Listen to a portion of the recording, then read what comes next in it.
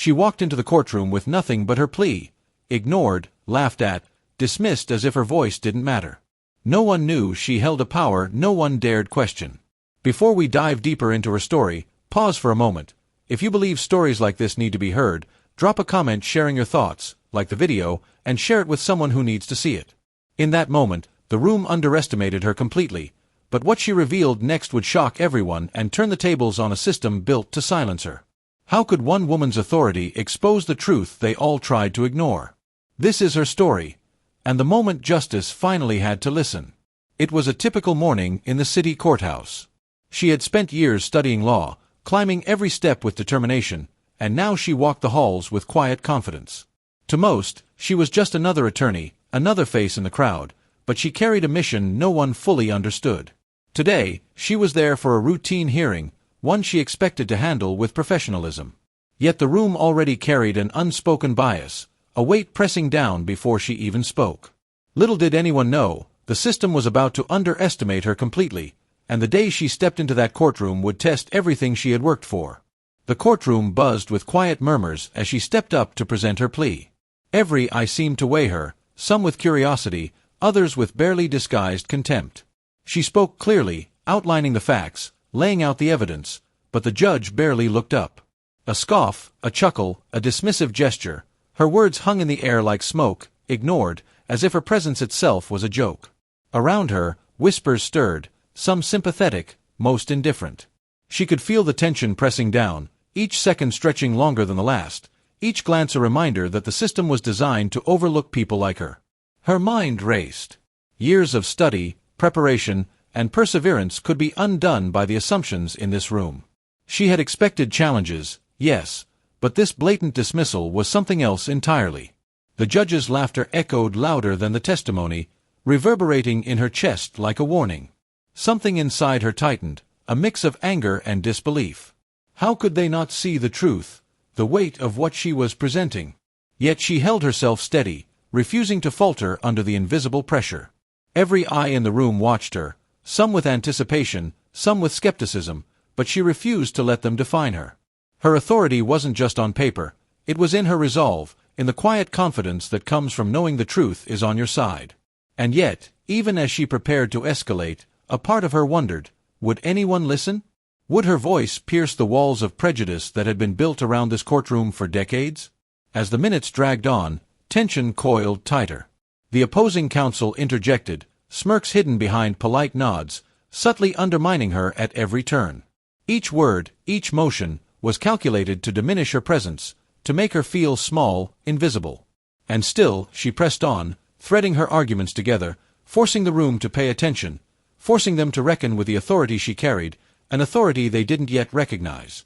While this unfolds, take a moment to click that watch later button or stay tuned, because the most shocking moment of her story is coming up, and you won't want to miss a second. Then came the moment that made the air shift. Her hand hovered over the documents in front of her, the silence thick and heavy. Eyes darted around, waiting for the expected retreat, the inevitable apology, but she didn't back down. She revealed her position, her credentials, and the power she held not as a threat but as undeniable truth. Gasps echoed, whispers rose, and the room tilted on the edge of disbelief. Could one woman really change the course of a hearing that had seemed so predetermined? Would the walls of prejudice finally crack, or would they try to hold firm, dismissing her yet again? The courtroom seemed to shrink around her, every gaze sharp, every whisper cutting deeper than any words could. The judge leaned back, smirking, clearly convinced that her plea would collapse under the weight of bias and expectation. The tension was suffocating, a storm ready to break. She felt the weight of years of prejudice pressing down, the countless times her voice had been ignored, and the moments when the world decided who mattered and who didn't. But then, with steady hands and unwavering eyes, she revealed her authority, the power that no one had expected, the very leverage that could not be dismissed. The room froze. Gasps echoed, pens hovered mid-air, and for a heartbeat, silence dominated. The judge's smirk faltered, replaced by disbelief. She wasn't just a voice in the room, she was the authority. And in that instant, the tables turned. The opposing counsel flinched, realizing that the assumptions they had relied on were crumbling. Every skeptical glance shifted, every whispered doubt amplified her presence. Her calm defiance became electric, and the energy in the room transformed from dismissal to shock. She had been underestimated, but the moment of reckoning had arrived. And yet, even as the courtroom held its breath, she knew this wasn't just about a single hearing.